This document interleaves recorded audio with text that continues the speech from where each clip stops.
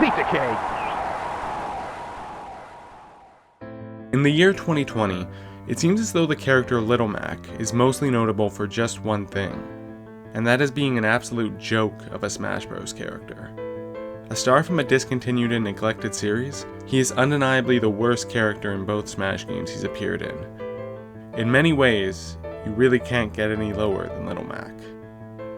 However, distant legends speak of a time where Mac was a champion. Enter the world of Punch-Out!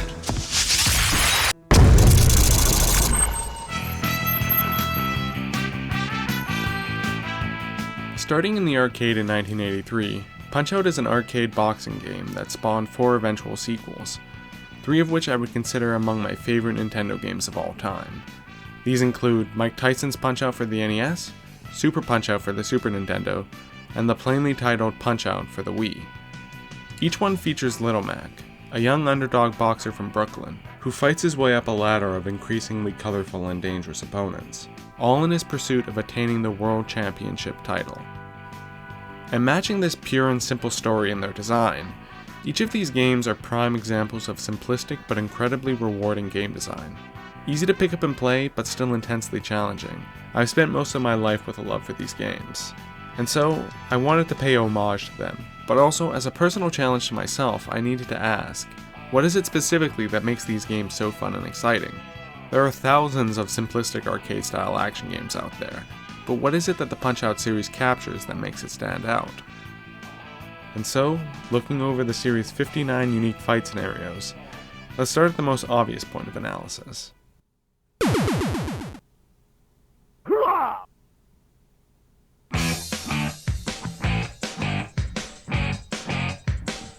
Even if you've never gone to experience these games before, it's not difficult to understand what's going on here.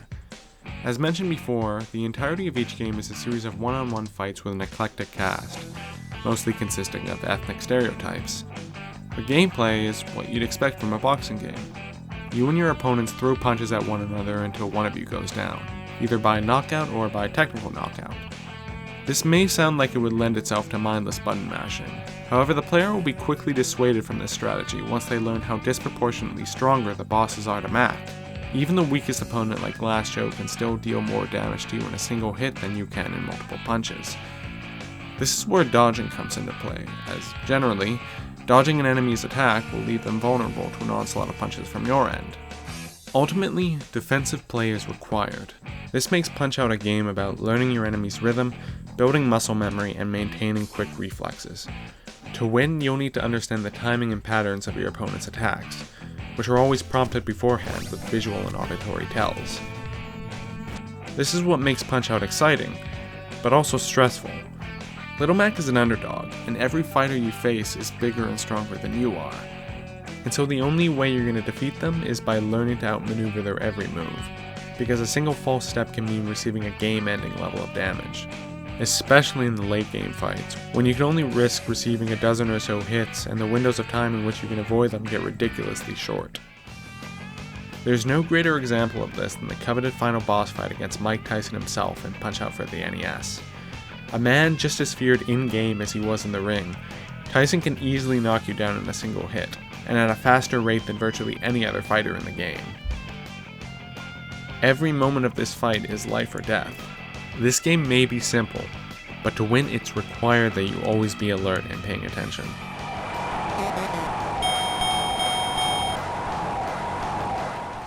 And it's through this design that each fight manages to feel fresh, as every single fighter has their own unique set of attacks, each with its own distinct rhythm. Take Don Flamenco and Punch-Out Wii for example. Half of his fight he'll spend throwing this one uppercut at you, but this single attack has multiple variations to it. Each of these requires you to dodge at a very specific time in order to avoid taking damage. It may sound easy, but when you first fight against him it's extremely tricky. It's so easy to misread his tells and dodge either too early or too late. Throw in random hooks and jabs on top of that, and you have an incredibly difficult fight for a first-time player. And every boss employs this learning curve, which is what keeps each of the 3 campaigns feeling fresh throughout. Every boss has their own distinct rhythm and set of tricks, and so nothing you learn in one fight is applicable to the next. Nothing you learn fighting Mass Muscle is going to prepare you for your fight against Mr. Sandman. This is why I love Title Defense Mode in Punch-Out Wii. Here you fight each of the game's opponents a second time, but now they're coming with new moves, and the moves that carry over from the first fight are now either sped up or delayed.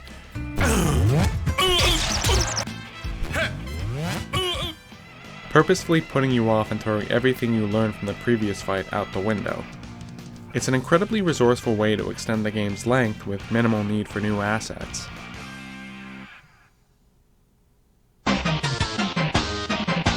Timing isn't everything though, as the series puts great emphasis on experimentation and puzzle solving as well. Hypothetically, you could beat these games just by dodging and countering alone. However, you'd be doing yourself a disservice playing this way. Throughout each fight, there are a ton of small moments where the bosses will let their guards down briefly. Knowing when and where to strike them during these short moments can open up extra opportunities to land multiple hits, or, more often, earn you a limited number of more powerful star punches. In rare cases, you can even drain their entire life bar by hitting them at just the right moment, though be prepared to suffer the consequences if you slip up. This system makes experimentation incredibly rewarding, as it can lead to exploits and faster and easier ways to take your opponents down. Which is part of the reason why this franchise has had such an endearing legacy with speedrunners, with literal decades worth of trying to figure out the fastest way to knock the bosses out.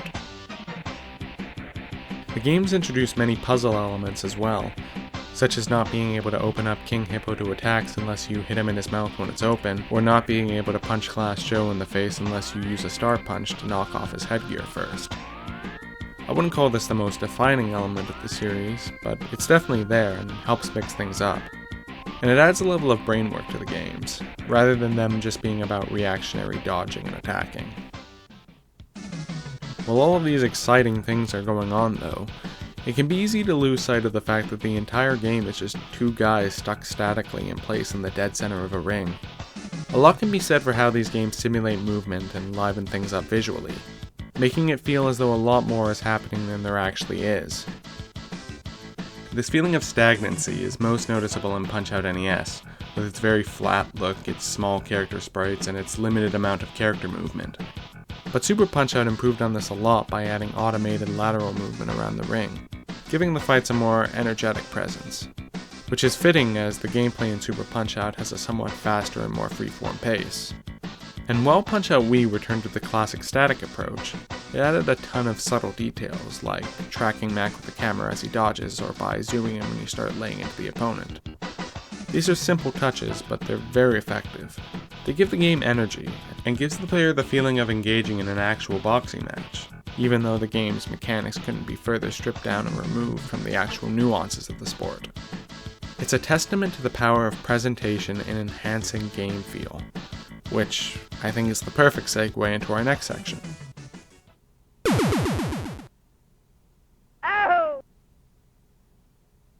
As much as I'll sing the praise of the gameplay in this series, the Punch-Out formula simply wouldn't have the same hook for players if it weren't for the series' greatest feature: its characters. Imagine for a moment that you kept all the game design elements and mechanics and all that other stuff I just went over, but took away the characters, instead replacing them with, I don't know, some generic boxing robot, who stood in for each of the enemies, delivering all of their attacks but with the stock animations. I almost guarantee you no one would play that for more than 2 or 3 fights. Much like a game like Cuphead, Punch-Out is a boss rush, in which most of your time is spent fighting the same dozen or so enemies over and over and over again. You're going to be spending a lot of time looking at these guys, so it's essential that they be well designed, visually interesting, and fun. And much like Cuphead, Punch-Out exceeds here. From the arrogant Super Macho Man, to the hapless Bob Charlie, to the insane and unrelenting Aaron Ryan, the Punch-Out series hosts a fantastic rogues gallery of iconic villains, each one having their own key personality trait. And like all great classic cartoon characters, they all take their respective trait, whether that be rage, cowardice, vanity, or what have you, and they dial it up to 11. Further diversifying these characters both personality and gameplay-wise, many of them also have their own distinct fighting gimmicks. In fact, it seems like half of them are just trying to out-ridiculous one another with what they can get away with in a boxing match. I mean, just look at some of these guys.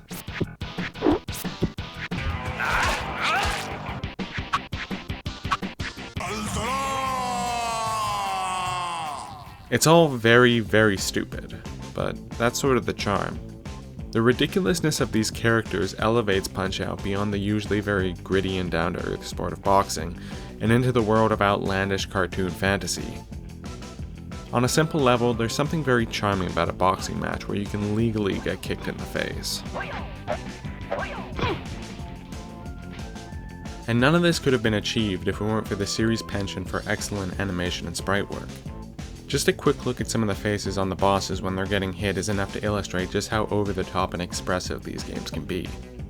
And while the gameplay has remained relatively unchanged over the series' history, this is the one area where I feel as though the series has genuinely improved along with each new entry, with Punch-Out Wii rating apex in this category. While I do love how crude and ugly the bosses in Punch-Out on NES look, the character movements themselves, working with a limited number of frames, naturally leave a lot to the imagination. And while Super Punch-Out improved on this a lot with bigger sprites and more fluid movements, it wasn't until the full 3D animation of Punch-Out Wii that we got to see these characters really fully realized. Almost every single cutscene, attack, and taunt is just dripping with character and personality. I don't exactly have the time or the expertise to go over in detail what makes the visuals in this game so great, however New Frame Plus did a fantastic analysis on the animations in this game, which I'll link below. I highly recommend checking it out if you're at all interested in a detailed breakdown. Suffice to say though, virtually all the character animations in this game are not only responsive and fine-tuned to complement the fast gameplay, but they're also incredibly controlled and expressive in a way that really makes every single encounter distinctive. I also feel like this particular quality helped Punch-Out Wii improve on a specific shortcoming of the earlier games. Again, I love Punch-Out on the NES, but if we're gonna be honest, a lot of its characters come across as very unlikable. I understand there's only so much you can do within an 8-bit framework, but a lot of these characters just read as crude stereotypes. Piston Honda is just some douchey looking Japanese dude raving about sushi and kamikazes. Von Kaiser is just your standard militant German. Pizza Pasta from the arcade original is an Italian. None of this is a crime or anything, and in the grand scheme of ethnic themed humor, it's all pretty mild stuff. The shortcoming really isn't in the fact that they're stereotyped, it's more that that's the only thing that they have going for them. Because while I definitely wouldn't call Punch-Out Wii's interpretation of these characters any less stereotyped, these newer interpretations just had so much more flavor and personality to them. Piston Honda wasn't just some goon anymore, he was disciplined, cool-headed, and precise. Aaron Ryan was no longer just some stone-faced meathead, but a highly sadistic meathead with a penchant for playing dirty. And while Von Kaiser was still a stereotypical militant German, that was now clearly just a front to hide his obvious insecurities and shortcomings.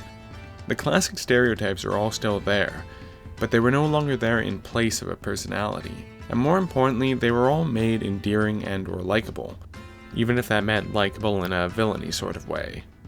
In another smart move, they also allowed each and every character to speak their mother tongue.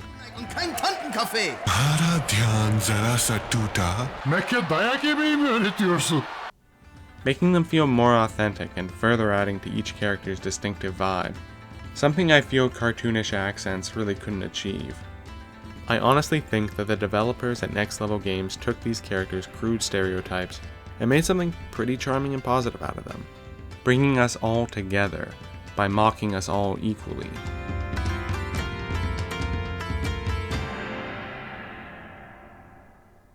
And I think that's mostly it. At their core, these are just well-designed games with a strong visual hook. They're colorful and have a ton of personality, all while still being legitimately very challenging and engaging. And on a surface level, I think that pretty much sums it up. However, I think there's one more element that has been incredibly crucial to Punch-Out's success.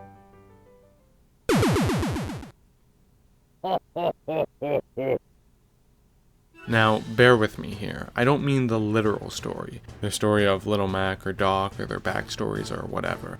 This isn't a David Cage game. What I mean more so is the story of boxing.